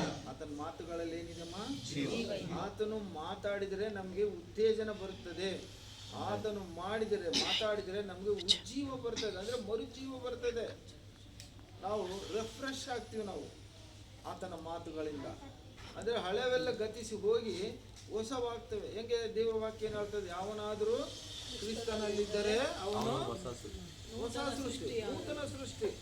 ಹಳೆವೆಲ್ಲ ಗತಿಸಿ ಹೋದವು ಎಲ್ಲವೂ ನೂತನವಾಯಿತು, ಹೊಸವಾದವು ಎಲ್ಲವೂ ಕೂಡ. ನಾವು ಯಾವಾಗ ಯೇಸು ಕ್ರಿಸ್ತನ ನಂಬಿದವೋ ನಮ್ಮ ಹಳೇ ಜೀವನವೆಲ್ಲ ಕೂಡ ಹೋಗ್ಬಿಡ್ತು. ನಾವೇನಾಗಿದೆ ಈಗ, ಹೊಸ ಮಳೆ ಬಂದಾಗ ಹೊಸ ನೀರು ಬರುವಾಗ ಏನಾಗ್ತದೆ? ಹಳೆ ನೀರು ಕೊಚ್ಕೊಂಡು ಹೋಗ್ಬಿಡ್ತದೆ, ಎಲ್ಲ ಹೊಸ ನೀರು. ಆ ಥರ ನಾವು ಕೂಡ ಹೇಗಿರ್ಬೇಕಂದ್ರೆ, ಯಾವಾಗ ಆತನ ರಕ್ಷಕನು ಲೋಕರಕ್ಷಕನಂತ ನಂಬಿ ಆತನಲ್ಲಿ ನಾವು ವಿಶ್ವಾಸವನ್ನು ಇಟ್ಟುಕೊಂಡು ಯಾವಾಗ ರಕ್ಷಣೆ ಹೊಂದ್ಕೊಳ್ತೀವೋ, ನಾವು ಹಳೆ ಸ್ವಭಾವಗಳೆಲ್ಲ ಕೂಡ ಏನಾಗಬೇಕು? ಕಳೆದು ಹೋಗಬೇಕು. ನಾವು ಹೊಸಬರಾಗಬೇಕು. ಯಾವನಾದರೂ ಕ್ರಿಸ್ತನಲ್ಲಿದ್ದರೆ ಅವನು ಹೊಸ ಸೃಷ್ಟಿ, ನೂತನ ಸೃಷ್ಟಿ. ಆ ಥರ ವಾಕ್ಯ ನಮ್ಗೆ ಬೋಧನೆ ಮಾಡ್ತಾ ಇದೆ. నలిగిన వారి ప్రాణమును ನಲಿಗಿನ ವಾರಿ ಪ್ರಾಣ ಅಂದ್ರೆ, ನಲಿಗಿನ ಅಂದ್ರೆ ಜಜ್ಜಲ್ಪಟ್ಟವರು. ಮನುಷ್ಯರು ಹೇಗಿರ್ಬೇಕು? ಜಜ್ಜಲ್ಪಟ್ಟವರು. ನಾವು ಅಹಂಕಾರದಿಂದ ಇರಬಾರ್ದು, ಸೊಕ್ಕನಿಂದ ಇರಬಾರ್ದು. ಈಗ ದೇವಸ್ಥಾನಗಳು ಇರ್ತಾವೆ, ನೋಡಿದಿರಿ ನೀವೆಲ್ಲರೂ. ದೇವಸ್ಥಾನಗಳು ಇದ್ದಾವಲ್ಲ, ಆ ಗರ್ಭಗುಡಿಗೆ ಹೋಗ್ಬೇಕಾದ್ರೆ ಬಾಗಿಲು ಯಾಕೆ ಚಿಕ್ಕದಿರ್ತದೆ? ದೇವರ ಮುಂದೆ ತಗ್ಗಿಸ್ಕೊಳ್ಬೇಕು ನಾವು. ಎದೆ ನಿಗಿಸ್ಕೊಂಡು ಹೋದ್ರೆ ಹಣೆಗೆ ಪೆಟ್ಟು, ಬಾಗಿಲು. ಹೌದಲ್ಲಮ್ಮ? ఈ పెద్దదండి తలుపు బాగా ఆరం లోపలికి పోతాం, ఈజీకి పోతాం. అదే ఇంత ఉంటే ఏం చేస్తావు? ఎందుకు తగ్గించుకోవాలా? దేవుని ಮುಂದೆ మనం ತಗ್ಗಾಲ. ದೇವ್ರ ಮುಂದೆ ನಾವೇನು ಮಾಡಬೇಕು? ಜಜ್ಜಲ್ ಪಡುವ ಮನಸ್ಸಿರ್ಬೇಕು ನಿಮ್ಮಲ್ಲಿ. ಅಂದರೆ ನಿನಗಾಗಿ ದೇವರು ಏನು ಮಾಡಿದ್ದಾನೆ? ನಿನ್ನನ್ನು ಒಳ್ಳೆಯವನಾಗಿ ಮಾಡಲಿಕ್ಕಾಗಿ, ನೀವು ಒಳ್ಳೆಯವರಾಗಿ ಜೀವಿಸಲಿಕ್ಕಾಗಿ, ನೀವೆಲ್ಲರೂ ಪರಿಶುದ್ಧರಾಗಿ ಜೀವಿಸಲಿಕ್ಕಾಗಿ, ನೀವೆಲ್ಲರೂ ಪರಲೋಕಕ್ಕೆ ಹೋಗ್ಲಿಕ್ಕಾಗಿ ಆತನು ನಿನಗಾಗಿ, ನಿಮಗಾಗಿ, ನಮ್ಮೆಲ್ಲರಿಗಾಗಿ ಆತನು ಪಂಚ ಗಾಯಗಳನ್ನು ಹೊಂದಿಕೊಂಡು ಶಿಲುಬೆಯಲ್ಲಿ ತನ್ನ ಪ್ರಾಣವನ್ನು ಕೊಟ್ಟನು. ಅದು ಅರ್ಥ ಮಾಡಿಕೊಂಡು ನನಗಾಗಿ, ನನ್ನ ಪಾಪಗಳಿಗಾಗಿ, ನಾನು ಒಳ್ಳೆಯವನಾಗಲಿಕ್ಕಾಗಿ, ನಾನು ಪರಿಶುದ್ಧನಾಗಲಿಕ್ಕಾಗಿ ಆತನು ಶಿಕ್ಷೆ ಹೊಂದಿಕೊಂಡನು. ಅದನ್ನು ನೆನೆಸ್ಕೊಂಡು ನಾವೇನು ಮಾಡಬೇಕು? ನಾವು ಜಜ್ಜಲ್ಪಟ್ಟುವ ಮನಸ್ಸನ್ನು ಹೊಂದಿಕೊಂಡು ನಾವು ಜೀವಿಸಬೇಕು. నలిగిన వారి ప్రాణమును ఉజ్జీవింప చేయుటకును. ಈಗ ಯಾರು ಕುಗ್ಗಿಹೋಗಿರ್ತಾರಲ್ಲ, ಯಾರು ಬಾಧೆಗಳಲ್ಲಿ, ಯಾರು ಕಷ್ಟಗಳಲ್ಲಿ, ಸಂಕಷ್ಟಗಳಲ್ಲಿ, ರೋಗದಲ್ಲಿ, ವ್ಯಸನದಲ್ಲಿ, ವೇದನೆ, ಆವೇದನೆ, ಶೋಧನೆ, ರೋದನೆಗಳಲ್ಲಿ ಯಾರು ಮತ್ತೆ ಜಜ್ಜಲ್ಪಟ್ಟಿರ್ತಾರಲ್ಲ, ಏನು ಕುಗ್ಗಿ ಹೋಗಿರ್ತಾರೋ, ನನಗೇನಿಲ್ಲ ಈ ಲೋಕದಲ್ಲಿ, ನಾನು ಆಯಿತು, ನಾನು ಸಾಯೋದೊಂದೇ ಬಾಕಿ ಇರೋದಂತ ಎಲ್ಲ ಅವಕಾಶಗಳನ್ನು ಕಳ್ಕೊಂಡು ಸೋತು ಹೋಗಿರ್ತಾರಲ್ಲ ಜೀವನದಲ್ಲಿ, ಅವರನ್ನು ಮತ್ತೆ ಉತ್ತೇಜನ ಪಡಿಸ್ಲಿಕ್ಕಾಗಿ ಸ್ವಾಮಿ ಬಂದನ. ಯಾಕೆ ಬಂದನೀಗ? ಮತ್ತೆ ನಮ್ಮನ್ನು ಉಜ್ಜೀವಗೊಳಿಸ್ಲಿಕ್ಕಾಗಿ, ಮತ್ತೆ ಮರುಜೀವ ಬಂದು ನಾವು ಸಂತೋಷದಿಂದ ಬಾಳ್ಬೇಕೀಗ. ಅರೆ, ನನಗಾಗಿ ಈ ಲೋಕದಲ್ಲಿ ಯಾರು ಇಲ್ಲ ಅಂತ ಅಂದ್ಕೊಳ್ತೀವಲ್ಲ, ಆದರೆ ನನಗಾಗಿ ಒಬ್ಬ ರಕ್ಷಕನಿದ್ದಾನೆ. ಆತ ನನ್ನ ಕಾಯುವ ದೇವರು, ಕಾಪಾಡೋ ದೇವರು ಅಂತ ಹೇಳಿ ನಂಬಿಕೆಯಲ್ಲಿ ಬರಬೇಕು. ಅದಕ್ಕೆ ತೆಲುಗಿನಲ್ಲಿ ಭಾಳ ಚೆನ್ನಾಗಿದೆ, ಕನ್ನಡದಲ್ಲೂ ನಿನ್ನ ಕೈ ಬಿಡೋದಿಲ್ಲ, ನಿನ್ನನ್ನು ತೊರೆಯುವುದಿಲ್ಲ ಅಂತ ಹೇಳ್ತಾರಲ್ಲ, ತೆಲುಗಿನಲ್ಲಿ ಭಾಳ ಚೆನ್ನಾಗಿದೆ. ನೀ ಜೈ ಬಿಡುವನು ನಿನ್ನೋ ಎಡಬಾಯನಂದ್ರೆ, ದಿಕ್ಕಿಲ್ಲದವನಾಗಿ ನಾನು ಮಾಡೋದಿಲ್ಲ ನಿನ್ನ. ಯಾವತ್ತೂ ಕೂಡ ನಿನಗಾಗಿ ನಾನು ಜೀವಿಸ್ತಾ ಇದ್ದೀನಿ. ನಿನ್ನನ್ನು ಕಾಯ್ಲಿಕ್ಕಾಗಿ, ಕಾಪಾಡಲಿಕ್ಕಾಗಿ ನಾನು ಇದೀನಿ, ಬದುಕಿದ್ದೀನಿ. ನಿನ್ನನ್ನು ಕಾಪಾಡ್ತೀನಿ. ನನ್ನಲ್ಲಿ ನಂಬಿಕೆ ಇಟ್ಕೋ, ನನ್ನಲ್ಲಿ ವಿಶ್ವಾಸವನ್ನಿಟ್ಕೋ ಸ್ವಾಮಿ ಹೇಳ್ತಾರೆ. ಅದನ್ನು ನಾನು ನಂಬಬೇಕು, ಅದನ್ನು ನಾವು ಪ್ರಾಕ್ಟಿಕಲಲ್ಲಿ ನಂಬಬೇಕು ನಾವು. ಹಾಗಾಗಿ ದೇವರು ಇವತ್ತಿನ ದಿನ ವಾಕ್ಯದಲ್ಲಿ ನಮ್ಗೆ ಭಾಳ ಚೆನ್ನಾಗಿ ಹೇಳ್ತಾ ಇದ್ದಾನೆ. ಯಾರಿಗಾಗಿ? వినయము గల వారి ప్రాణమును ఉజ్జీవింప చేయుటకును ವಿನಯము ಅಂದ್ರೆ ದೇವರ ಮುಂದೆ ನಾವು ಹೇಗಿರ್ಬೇಕಂದ್ರೆ ವಿನಯ ವಿಧೇಯತೆಗಳಿಂದ ಇರಬೇಕು. ಹೊಗರು ಇರಬಾರ್ದು. ಯಾವನೋ ಒಂದು ದೇವರು ಒಂದು ಸಾವು ಹೋಗಿದ್ದೆ. ಸಾವು ಹೋದ ಕೂತಿದ್ದಾನೆ. ಹೋಗಿ ಬರಿ ಸರ್ ಅಂತ ಕೂತಿದ್ದೆ. ತಂದೆ ಮಗನ ಸಾವು ಸತ್ತಿದ್ದೆ. ನಮ್ಮ ಮಗ ನನ್ನ ಬಗ್ಲಿಗೆ ಬಂದು ತಂದೆ ಕುಂತು ಬಾಲೆ ನೀನು ಚಪ್ಪಲಿ ತಗೊಂಡು ಹೊಡಿತೀನಿ, ಊಟನಲ್ಲಿ ಹೊಡಿತೀನಿ. ನಾನು ಬಿಕ್ಕ ಆ ಕಡೆ ಈ ಕಡೆ ನೋಡಿದ್ ಯಾರು ಬೈತದನಪ್ಪ ಅಂತ. ಯಾರು ಇಲ್ಲ ಅಲ್ಲಿ, ಯಾರು ಬೈತದನೋ ಗೊತ್ತಾಗಿಲ್ಲ. ಆಮೇಲೆ ನನಗೆ ದೇವ್ರ ಜ್ಞಾನ ಕೊಟ್ಟ. ದೇವ್ರು ಬೈತದ. ಆತನ ಅರ್ಥ ಏನಂದ್ರೆ ತಂದೆ ಬದುಕಿರುವಾಗ ಮಗ ಸಾಯ್ಬಾರ್ದು. ಫಸ್ಟ್ ತಂದೆ ಸಾಯ್ಬೇಕು, ಆಮೇಲೆ ಮಗ ಸಾಯ್ಬೇಕು. ಅಂಥದ್ದು ತಂದೆ ಬದುಕಿದ್ದಾನೆ, ಮಗ ಸತ್ತೋಗಿದ್ದಾನೆ. ಆ ಸಿಟ್ಟು, ನೀನು ಎಂಥ ದೇವರಲ್ಲೇ ನೀನು ನನ್ನ ಮಗನ ಸಾಯಿಸ್ತೀಯ, ನೀನು ಬುದ್ಧಿ ಐತೆ, ನೀನು ಜ್ಞಾನ ಐತೆ. ದೇವ್ರಿಗೆ ಬುದ್ಧಿ ಇಲ್ಲ. ಬುದ್ಧಿ ಐತಿಲ್ಲ ದೇವ್ರಿಗೆ? ಹೆಂಗೆ ಹೇಳ್ತೀರಿ? ನನ್ನಂಥ ದಡ್ಡ ಪ್ರಯಾಣ ಮಾಡ್ತಿದ್ನಂತೆ. ಒಂದು ಆಲದ ಮರದ ಕೆಳಗೆ ಬಿಸಿಲು ಜಾಸ್ತಿ ಇತ್ತಂತೆ, ಮಲಗಿದ್ನಂತೆ. ಆಲದ ಮರದ ಕೆಳಗೆ ಹೋಗ್ಬೇಕಾರೆ ಹೋಗ್ತಿದ್ರು, ಒಂದು ದಿಬ್ಬೆಯಲ್ಲಿ ಒಂದು ಕುಂಬಳಕಾಯಿ ಗಿಡ ಆಗಿತ್ತಂತೆ. ಏನು ದೇವ್ರಿನ ಬುದ್ಧಿ ಐತೆ ಇಲ್ಲ ಇವಂದು. ಅಂತ ದೊಡ್ಡ ಕಾಯಿ ಸಣ್ಣ ಗಿಡಕ್ಕೆ ಕೊಟ್ಟಾನಲ್ಲ. ಕುಂಬಳಕಾಯಿ ಸಣ್ಣದಿರ್ತದ, ದೊಡ್ಡದಿರ್ತದಲ್ಲ. ಸಣ್ಣ ಗಿಡಕ್ಕೆ ಕೊಡಬಾರ್ದಿತ್ತು, ದೊಡ್ಡ ಗಿಡಕ್ಕೆ ಕೊಡಬೇಕು ಅಂತೇಳಿ ದೇವ್ರ ಬುದ್ಧಿ ಇಲ್ಲ ಅಂತೇಳಿ ಹೋಗಿ ಬಿಸಿಲು ಜಾಸ್ತಿ ಇರೋದನ್ನ ಮಲಗಿದಾಗ ಮೇಲೆ ಸಣ್ಣ ಕಾಯಿ, ಅದು ಮರ ದೊಡ್ಡದಿರ್ತದಲ್ಲ, ದೊಡ್ಡ ಮರಕ್ಕೆ ಸಣ್ಣ ಕಾಯಿ ಕೊಟ್ಟ. ಆ ಕಾಯಿ ಒಂದು ಉದುರಿ ಅವನ ಮೇಲೆ ಬಿತ್ತಂತೆ. ರಪ್ ಅಂತ ಬಿದ್ದಾಗ ಅವನಿಗೆ ಎಚ್ಚರಗೊಂಡು ಎದ್ದು ಕುಂತಂತ. ಏನಪ್ಪ ಎಷ್ಟು ಸುರುಕಾಯ್ತಿದ್ದು. ಆಮೇಲೆ ಅವನೇ ಆಲೋಚನೆ ಮಾಡಿದಂತೆ, ಅಯ್ಯೋ ದೇವ್ರು ನಿಜವಾಗಿ ಬುದ್ಧಿ ಇರುವಂಥವನೇ. ಯಾಕಂದ್ರೆ ದೊಡ್ಡ ಮರಕ್ಕೆ ಕುಂಬಳಕಾಯಿ ಕೊಟ್ಟಿದ್ರೆ, ಒಂದು ಕುಂಬಳಕಾಯಿ ಮ್ಯಾಲಿಂದ ಮೇಲೆ ಬಿದ್ದಿದ್ರೆ ಏನಾಗ್ತಿತ್ತು? ದೇವ್ರ ಬುದ್ಧಿ ಐತೆ ಇಲ್ಲ ಹೇಳ್ರಿ? ಬುದ್ಧಿ ಐತಿಲ್ಲಪ್ಪ. ದೊಡ್ಡ ಗಿಡಕ್ಕೆ ಮರಕ್ಕೆ ಸಣ್ಣ ಕಾಯಿ ಕೊಟ್ಟಿದ್ದಾನೆ, ಸಣ್ಣ ಬಳ್ಳಿಗೆ ದೊಡ್ಡ ಕಾಯಿ ಕೊಟ್ಟಿದ್ದಾನೆ. ಅರೆ ದೇವ್ರು ನಿಜವಾಗಿ ಬುದ್ಧಿ ಇರೋವನೇ. ಆ ಸಣ್ಣದು ಕಾಯಿ ಬಿತ್ತು, ನಾನು ಉಳ್ಕೊಂಡಿನಿ. ಒಂದು ವೇಳೆ ಆ ಒಂದು ದೊಡ್ಡದು ಕುಂಬಳಕಾಯಿ ಮ್ಯಾಲಿಂದ ಬಿದ್ದಿದ್ರೆ, ದೊಡ್ಡ ಗಿಡಕ್ಕೆ ದೊಡ್ಡ ಕಾಯಿ ಕೊಟ್ಟಿದ್ರೆ ಅದು ಬಿದ್ದಿದ್ದು ನಾನೇನಾಗ್ತಿದ್ದೆ? ಹಾಗೆ ಅವನು ದೇವ್ರನ್ನ ಬೈತಾ ಇದ್ದಾನೆ ನೋಡಿ. ಮನುಷ್ಯರು ಹೆಂಗಂದ್ರೆ ಅಜ್ಞಾನದಿಂದ, ಮೂರ್ಖತ್ವದಿಂದ ದೇವ್ರನ್ನ ಬೈತಾರೆ. ದೇವ್ರನ್ನ ಯಾರು ಬೈಬಾರ್ದು. ಹೀಗಾಗಿ ಮನುಷ್ಯರನ್ನ ಆತನು ಕಾಪಾಡಲಿಕ್ಕೆ ಬಂದಿದ್ದಾನೆ ಸ್ವಾಮಿ. ಎಂಥವ್ರನ್ನ ಮೊದಲನೇದು ಕಾಪಾಡ್ತಾನಂದ್ರೆ ಜಜ್ಜಲ್ಪಟ್ಟುವ ಮನಸ್ಸು ఎవరైతే విరిగి నలిగిన హృదయము కలవారిని ఆయన దీవిస్తాడు, ఆశీర్వదిస్తాడు, కాస్తాడు, కాಪಾಡ್ತಾడు. ಈ ಲೋಕದಲ್ಲಿ ಯಾರು ಮನುಷ್ಯರಿಗೆ ಸಹಾಯ ಮಾಡೋರು ಇಲ್ಲ. ಏನು ಮಾಡಿದ್ರೆ ಏನೂ ಮಾಡ್ಲಿಕ್ಕೆ ಸಾಧ್ಯ ಇಲ್ಲ. ನಮ್ಗೆ ಒಂದು ಸಹಾಯ ಮಾಡಬೇಕು ಅಂದ್ರೆ ದೇವ್ರ ಕೈಯಲ್ಲಿ ಇರಬೇಕು. ಮಾಡಬೇಕು ಆತನೇ, ಸರ್ವಶಕ್ತನಾದ ದೇವರು. ಹಲ್ಲೆಲೂಯಾ. ಯಾರು ಮಾಡಬೇಕು? ಸರ್ವಶಕ್ತನಾದ ದೇವರೇ ಮಾಡಬೇಕು. ಮನುಷ್ಯರ ಕೈಲಿ ಏನೂ ಇಲ್ಲ. ಹಾಗಾಗಿ ದೇವ ವಾಕ್ಯ ಹೇಳ್ತಾರೆ ಅಂದ್ರೆ ಮನುಷ್ಯರನ್ನ ನಂಬುವುದಕ್ಕಿಂತಲೂ ದೇವರನ್ನು ನಂಬುವುದು ಶ್ರೇಷ್ಠವಾದದ್ದು. ಹಲ್ಲೆಲೂಯಾ. ಯಾರು ಮನುಷ್ಯರು ಯಾರು ನಂಬಬೇಕು? ದೇವರನ್ನು ನಂಬಬೇಕು. ಮುಂದೆ వినయము గల వారి యొద్దను, వినయము విధేయత అయింది.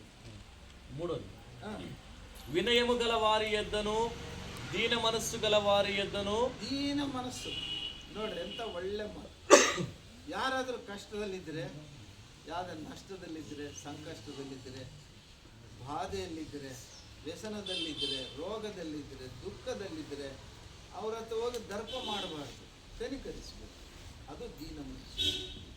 ದೇವರು ನಮ್ಮನ್ನಾದರೂ ಕಾಪಾಡ್ತಾ ಇದ್ದಾನಲ್ಲ, ನಮ್ಮ ಕಷ್ಟಗಳಲ್ಲಿ, ನಷ್ಟಗಳಲ್ಲಿ, ಸಂಕಷ್ಟಗಳಲ್ಲಿ, ದುಃಖದಲ್ಲಿ, ವೇದನೆ, ಶೋಧನೆ, ಆವೇದನೆ, ರೋದನೆಗಳಲ್ಲಿ ನಮ್ಮನ್ನು ಕಾಯ್ತಾ ಇದ್ದಾನೆ, ಕಾಪಾಡ್ತಾ ಇದ್ದಾನೆ ತಂದೆ.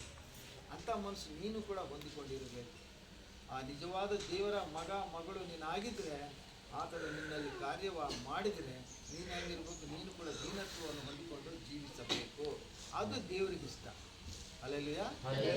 ಅಂತ ಮನಸ್ಸು ಇಟ್ಕೊಂಡಿರ್ಬೇಕು. ಬರೀ ಬಟ್ಟೆ ಹಾಕ್ಕೊಂಡಿದ್ದೀನಿ, ಹೊಸ ಬಟ್ಟೆ ಹಾಕ್ಕೊಂಡಿದ್ದೀನಿ, ಬಿರಿಯಾನಿ ಮಾಡ್ಕೊಂಡು ಕಬಾಬ್ ತಿಂದಿನಿ ಅಂದರೆ ಕ್ರಿಸ್ಮಸ್ ಅಲ್ಲ. ಆತನನ್ನು ಆತನ ಇಷ್ಟ ಪ್ರಕಾರ, ಆತನ ಚಿತ್ತ ಪ್ರಕಾರ ಯಾರು ಜೀವಿಸ್ತಾರೋ ಅವರಂದರೆ ದೇವ್ರಿಗೆ ಇಷ್ಟ. ಅದು ನಿಜವಾದ ಕ್ರಿಸ್ಮಸ್. ಆಯ್ತು కదా. ಇದು ಇಷ್ಟ ಆಯ್ತಲ್ಲ. ಇನ್ನೊಂದು ಪ್ರವಾದನೆ ನಾವು ನೋಡಿ ನಾವು ಮುಗಿಸ್ಕೊಳ್ಳೋಣ. ದಾನಿಯೇಲು 9ನೇ ಅಧ್ಯಾಯ 24ನೇ ವಚನ.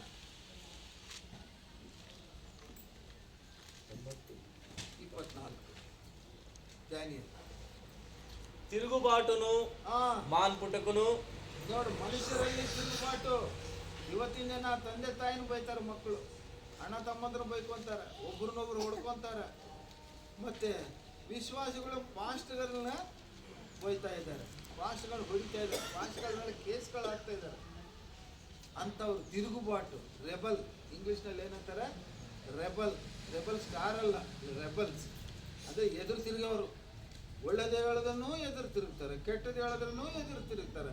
ಅವರು ಬರೇ ಎದುರು ತಿರುಗೋದೇ ಅವ್ರ ಮನಸ್ಸು. ಅಂಥ ಬುದ್ಧಿ ಇರಬಾರ್ದು ನಮ್ಗೆ. ತಿರುಗುಬಾಟುನು ಮಾನ್ಪುಟಕನು. ಅಂಥ ಬುದ್ಧಿ ಇರೋವರ ಮನಸ್ಸು ಬದಲಾವಣೆ ಮಾಡ್ಲಿಕ್ಕಾಗಿ ದೇವರು ಬಂದ ಯೇಸು ಸ್ವಾಮಿ. ಪಾಪమును ನಿವಾರಣ ಚೈಟುಕನು. ಮೇನ್ ನೋಡ್ರಿ, ಇದು ಪಾಪವು ನಿವಾರಣೆ ಮಾಡಬೇಕು. ನಿವಾರಣೆ ಮಾಡ್ಬೇಕಂದ್ರೆ ಅದನ್ನ ನಮ್ಮಿಂದ ಇರಾಡಿಕೇಟ್ ಮಾಡಬೇಕು, ಇಲ್ದಂಗೆ ತೆಗೆದು ಬಿಡ್ಬೇಕು. ಈಗ ಕ್ಯಾನ್ಸರ್ ರೋಗ ಐತೆ, ಕ್ಯಾನ್ಸರ್ ರೋಗ ತೆಗಿಲಿಕ್ಕೆ ಆಗ್ತದೆ? ತೆಗಿಲಿಕ್ಕೆ ಆಗಲ್ಲ. Cancer no answer. ಏನಂತೆ? ಕ್ಯಾನ್ಸರ್ ನೋ ಆನ್ಸರ್ ಅಂದರೆ ಬಂದ ಮೇಲೆ ಹೋಗ್ಲೇಬೇಕು. ಉಳ್ಕೊಂಡಿವಪ್ಪ ವಾಸಿ ಆಯ್ತಪ್ಪ ಅನ್ನೋದು ಇಲ್ಲ. ಕ್ಯಾನ್ಸರ್ ಎಲ್ಲರೂ ಹೋಗ್ಬೇಕು. ಅದೇ ರೀತಿ ಶುಗರ್ ಬಂತು ಅಪ್ಪ ಅಂದರೆ ಸಾಯೋ ತನಕ ಔಷಧ ತಗೊಳ್ಳೇಬೇಕು. ಈಗ ಪಾಪ ಮಾಡಿದವ್ರದ್ದು ನಿವಾರಣೆ ಆಗ್ತದಂತೆ. ಪಾಪಕ್ಕೆ ಸಂಬಳ ಹೇಳ್ಬೇಕು, ಪಾಪಕ್ಕೆ ಸಂಬಳ ಮರಣ. ಈಗ ಈ ಲೋಕದಲ್ಲಿ ನೀನು ಏನೇ ದುಡಿದಿರುವೆ ಅದಕ್ಕೆ ಸಂಬಳ ಕೊಡ್ತಾರೆ. ದಿನ ಕೂಲಿಯವರಿದ್ದಾರೆ, ವಾರದ ಕೂಲಿಯವರಿದ್ದಾರೆ, ತಿಂಗಳ ಕೂಲಿಯವರಿದ್ದಾರೆ, ವರ್ಷದ ಕೂಲಿ ಇದ್ದಾರೆ. ಜೀವನದಲ್ಲೇ ದುಡಿಬೇಕು. ಚಾಕರಿ ಅವ್ರಿಗೆ ಗಾಸ್ಗಾರ ಅಂತ ಹೇಳ್ತಾರೆ. ಏನೇ ಮಾಡಿದ್ರೆ ಅದಕ್ಕೊಂದು ಸಂಬಳ ಇದೆ. ಆದರೆ ಇಲ್ಲಿ ಇನ್ನೊಂದು ಸಂಬಳ ಐತೆ. ಪಾಪ ಮಾಡಿದರೆ ಪಾಪಕ್ಕೂ ಸಂಬಳ ಇದೆ. ಪಾಪಕ್ಕೆ ಸಂಬಳ ಮರಣ, ಮರಣದಿಂದ ನರಕ. ಅದನ್ನು ತಪ್ಪಿಸ್ಲಿಕ್ಕಾಗಿ ಸ್ವಾಮಿ ಬಂದಿದ್ದಾನೆ. ಇದು ಬಹಳ ಶ್ರೇಷ್ಠವಾದ ಪಾಯಿಂಟ್. ಇದನ್ನು ನಾವು ಮರಿಬಾರ್ದು. ಯಾವ್ಯಾವುದರಲ್ಲಿ ಪಾಪಗಳಿದ್ದೇವೆ ಆ ಕಾರ್ಯಗಳು ಮಾಡಿದರೆ ದೇವ್ರಿಗೆ ನಾವು ಇಷ್ಟಕರ ಆಗ್ತೀವ? ಇಲ್ಲ. ದೇವರು ನಮ್ಮನ್ನು ಮೆಚ್ಕೊಳ್ಬೇಕು, ದೇವರು ನಮ್ಮನ್ನು ಇಷ್ಟಪಡಬೇಕು ಅಂದರೆ ನಾವೇನು ಮಾಡಬೇಕು? ಪಾಪ ರಹಿತವಾದ ಜೀವನವನ್ನು ನಾವು ಜೀವಿಸಬೇಕು. ಎಂಥ ಜೀವನ? ಪಾಪದ ಪಾಲಿಗೆ ನಾವು ಸತ್ತೋಗ್ಬಿಡ್ಬೇಕು.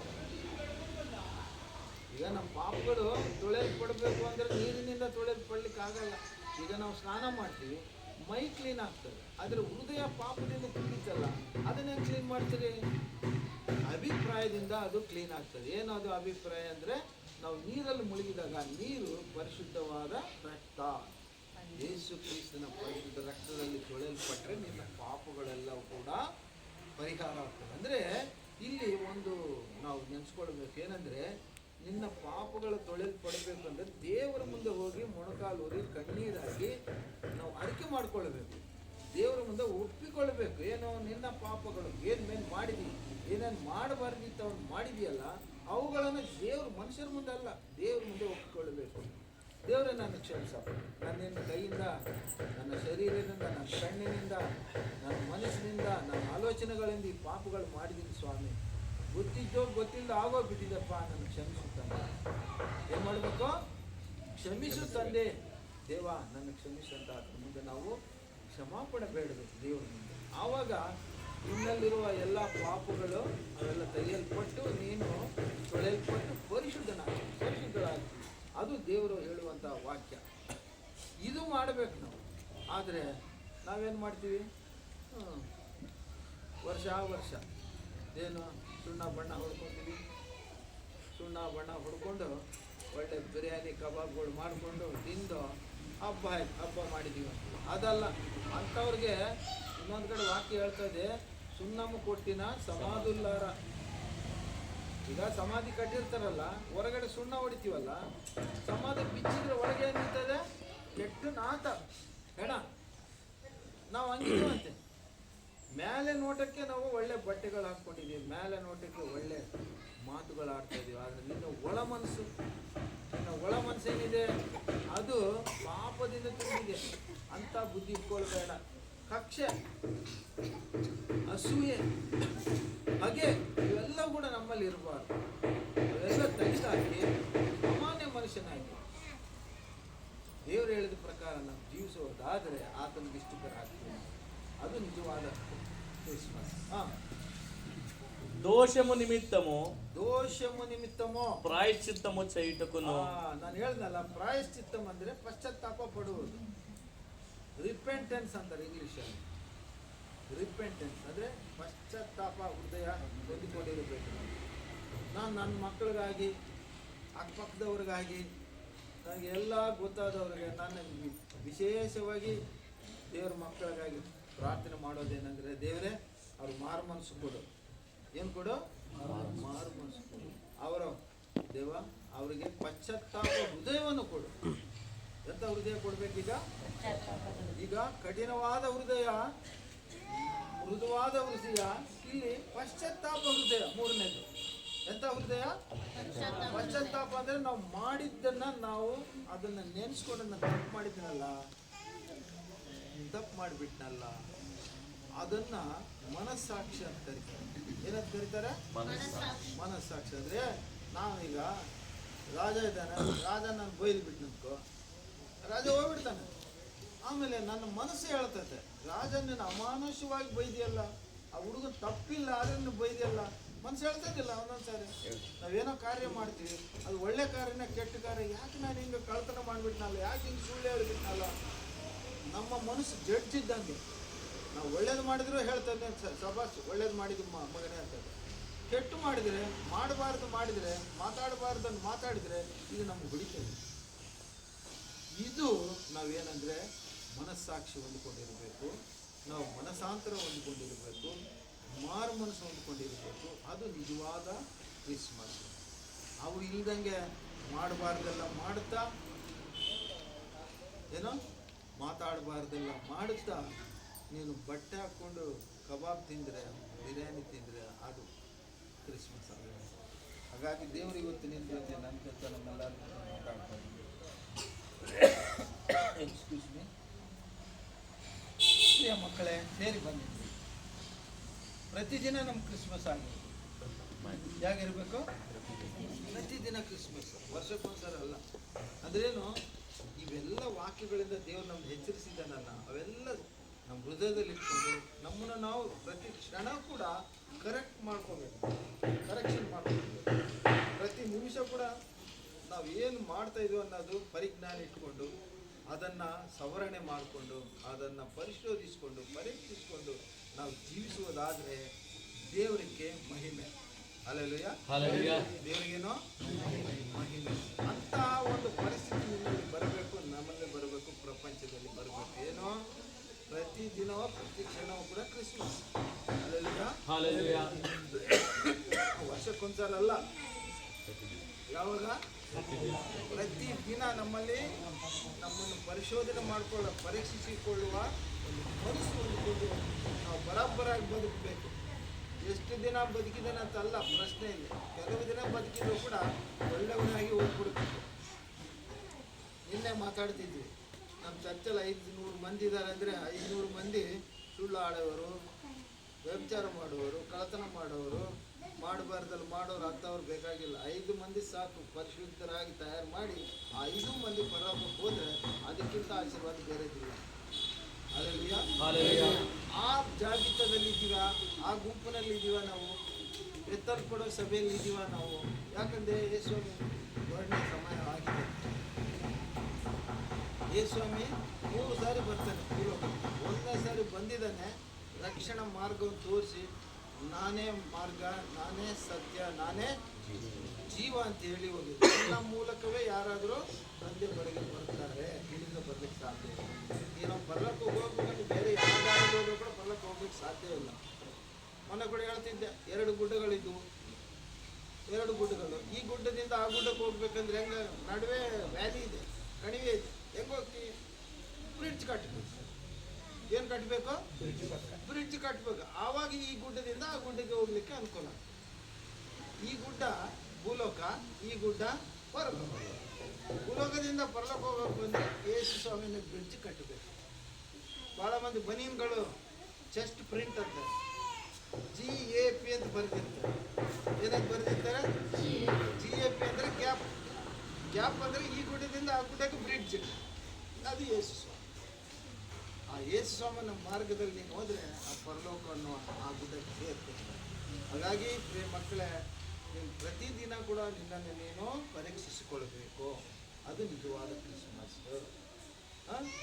ಹಾಗಾಗಿ ಇವತ್ತಿನ ದಿನ ದೇವರು ನಿಮ್ಮ ಜೊತೆ ನಮ್ಮ ಜೊತೆ ನಮ್ಮ ಮಾತಾಡೋದಕ್ಕಾಗಿ ದೇವರ ಸ್ತೋತ್ರವಾಗಲಿ. ನಾವು ಪ್ರತಿ ವರ್ಷವೂ ಮಾಡ್ತಾ ಇದ್ವಿ, ಬದುಕಿದಷ್ಟು ದಿನಗಳೂ ಮಾಡ್ತಾ ಇದ್ವಿ. ಪರಿವರ್ತನೆ ಇಲ್ಲ. ಪ್ರವರ್ತನೆ ಬೇರೆ, ಪರಿವರ್ತನೆ ಬೇರೆ. ಪ್ರವರ್ತನೆ ಅಂದರೆ ಬಿಹೇವಿಯರ್, ನೀನು ನಡೆ ನುಡಿ. ಪರಿವರ್ತನೆ ಅಂದರೆ ಚೇಂಜ್. ನೀನು ಚೇಂಜ್ ಆದ ಮನಸ್ಸಿನಿಂದ ಬದುಕಬೇಕು. ಎಂಥ ಮನಸ್ಸಿಂದ ಬದುಕಬೇಕು? ಬದಲಾವಣೆ ಆದ ಮನಸ್ಸಿನಿಂದ ಬದುಕಬೇಕು. ಪ್ರತಿ ಕ್ಷಣ ಕೂಡ ದೇವರಾದರೆ ನನಗಿಷ್ಟು ಕಾರ್ಯಗಳು ಮಾಡಿದ್ದಾನೆ, ಇಷ್ಟು ಒಳ್ಳೇದು ಮಾಡಿದ್ದಾನೆ, ಆತನು ಮಾಡಿದ ಒಳ್ಳೆಯ ಕಾರ್ಯಗಳಿಗಾಗಿ ನಾವು ಕೃತಜ್ಞತೆ. We need to say thank you Jesus. ಅದಕ್ಕೆ ನಾನು ಪ್ರಾಕ್ಟೀಸ್ ಮಾಡಿಸ್ತಿರ್ತೀನಿ. ಹಳ್ಳಿಗಳಲ್ಲಿ ಹೋದಾಗ ಏನು 10 ಸಾರಿ ಹೇಳ್ಬೇಕು, ಥ್ಯಾಂಕ್ ಯು ಜೀಸಸ್ ಅಂತ ಹೇಳ್ರಿ ನೀವು.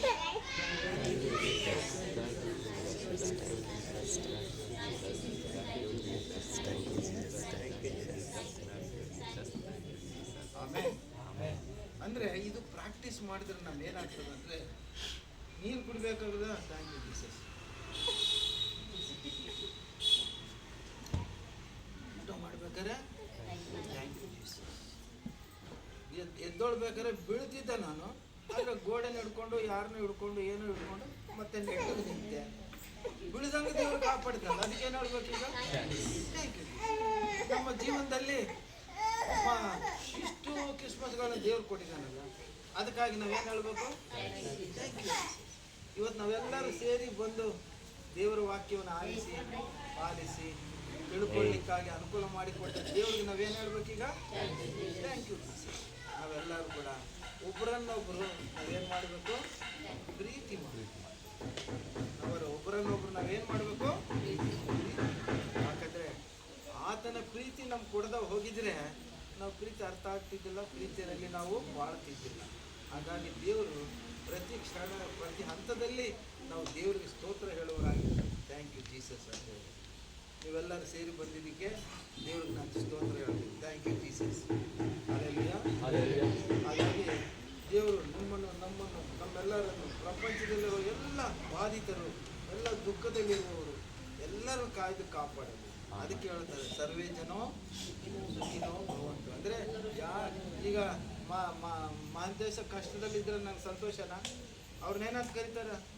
ನಾನು ದುಃಖಪಟ್ಟರೆ, ನೀನು ಸಂತೋಷ ಇರೋದು ನನಗೆ ದುಃಖಪಟ್ಟರೆ ಏನಂತ ಕರೀತಾರೆ? ಅವ್ರನ್ನ ಸ್ಯಾಡಿಸ್ಟ್ ಅಂತ ಕರೀತಾರೆ. ಏನಂತ ಕರೀತಾರೆ? ಸ್ಯಾಡಿಸ್ಟ್. ಅಂದರೆ ನಿನ್ನ ಮನಸ್ಸಲ್ಲಿ ಸಂತೋಷ ಇಲ್ಲ, ಸಮಾಧಾನ ಇಲ್ಲ. ಸಂತೋಷ ಇಲ್ಲ, ಸಮಾಧಾನ. ಒಂದು ಪದ ನೋಡಿಕೊಂಡು, ಒಂದು ವಾಕ್ಯ ನೋಡಿಕೊಂಡು ನಾವು ಮುಗಿಸ್ಬಿಡೋಣ. ಲೂಕ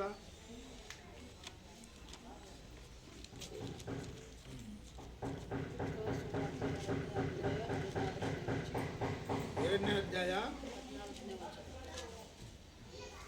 11ರಿಂದ ಓದಪ್ಪ 14ವರೆಗೆ. ಅದೇನೆಂದರೆ, ಇವತ್ತು ನಿಮಗೋಸ್ಕರ ದಾವೀದನೂರಲ್ಲಿ ಒಬ್ಬ ರಕ್ಷಕನು ಹುಟ್ಟಿದ್ದಾನೆ.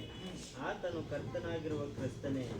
ಆತನು ನಿಮಗೆ ಗೊತ್ತಾಗುವುದಕ್ಕೆ ಗುರುತೇನೆಂದರೆ, ಬಟ್ಟೆಯಿಂದ ಸುತ್ತಿರುವ ಒಂದು ಕೂಸು ಗೋದಲಿಯಲ್ಲಿ ಮಲಗಿರುವುದನ್ನು ಕಾಣುವಿರಿ ಎಂದು ಹೇಳಿದನು.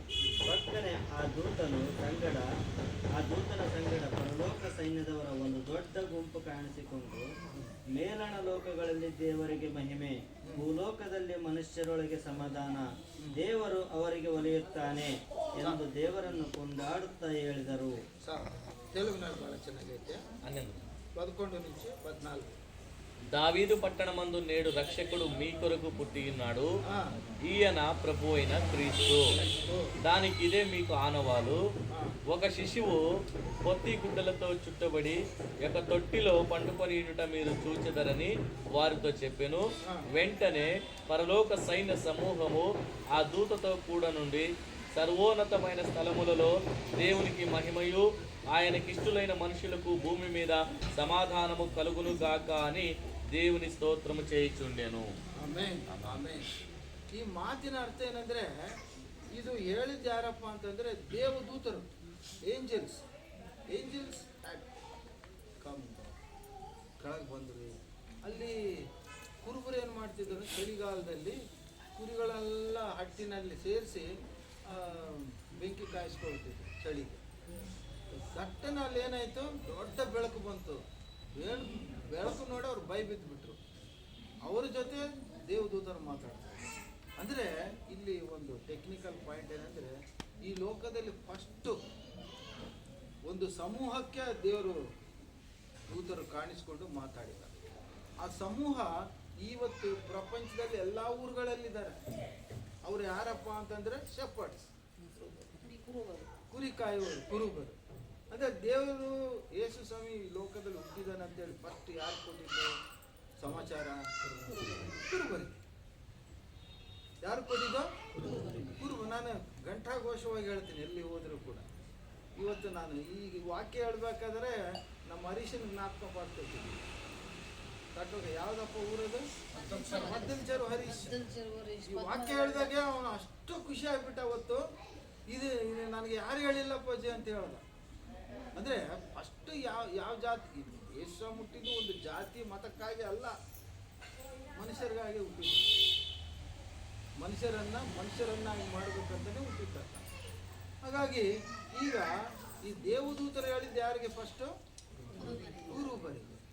ಇದು ಒಂದು ಟೆಕ್ನಿಕಲ್ ಪಾಯಿಂಟ್. ಆ ಕುರುಬ ಎಲ್ಲಿದ್ದಾನಪ್ಪ? ಈ ಊರಲ್ಲಿ ಇದ್ದಾನ, ಆ ಊರಲ್ಲಿ, ಎಲ್ಲ ಊರಲ್ಲಿ ಮಾಂಸ ತಿಂತಾರಿಲ್ಲ, ಕುರಿ ಮಾಂಸ ತಿಂತಾರಿಲ್ಲ. ಪ್ರತಿ ಊರಲ್ಲಿ ಇದ್ದಾರೆ ಕುರುಬರು. ಅಂದರೆ ಮೊದಲನೇ ಸುವಾರ್ತೆ ಯಾರಿಗೆ ಬಂದಿದ್ದು?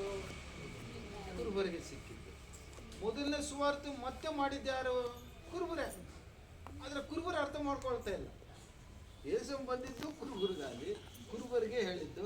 ಕುರುಬರೇ ಮತ್ತೆ ಸುವಾರ್ತೆ ಮಾಡಿದ್ದು ಕೂಡ. ಈಗ ದೇವದೂತರು ಕಂಡು ನಮಗೆ ದೇವದೂತರು ಕಂಡಿದ್ದರು ಅಂತ ಕೇಳಿಸ್ಕೊಂಡಿದ್ದ ವಿಷಯವನ್ನು ಪ್ರಪಂಚಕ್ಕೆ ಹೋಗಿ ಸಾರಿ ಹೇಳಿದವರು ಯಾರು? ಅದು ಮರ್ತೋಗ್ಬಿಟ್ರು. ಅದನ್ನು ಯಾರು ಜ್ಞಾಪಕ ಮಾಡ್ಕೊಳ್ತಿಲ್ಲ, ಅದನ್ನು ಯಾರು ಪಾಲಿಸ್ತಾ ಇಲ್ಲ, ಅದನ್ನು ಯಾರು ಕೂಡ ಚಿಂತನೆ ಮಾಡ್ತಾ ಇಲ್ಲ.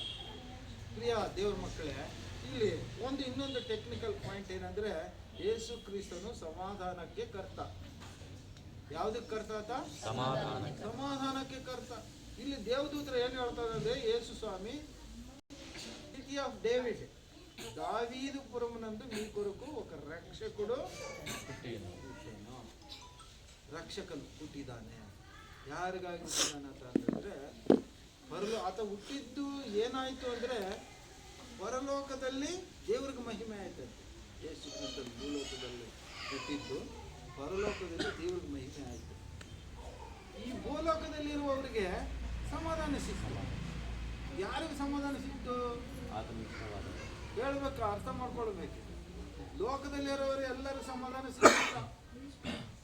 ఆతనికి ఇష్టవాదవరికి, దేవునికి ఇష్టమైన వారికి, దేవునికి ఇష్టవాదవరికి ಯೇಸು ಸ್ವಾಮಿನ ದೇವರಂತ ಯಾರು ನಂಬುತ್ತಾರೋ, ಯಾರು ಪ್ರಾರ್ಥಿಸ್ತಾರೋ ಅವರಿಗೆ ಏನಂತೆ? ಸಮಾಧಾನ. Is prince of piece. ಆತನು ಸಮಾಧಾನಿಗೆ ಕರ್ತನೂ ಆಗಿದ್ದಾನೆ.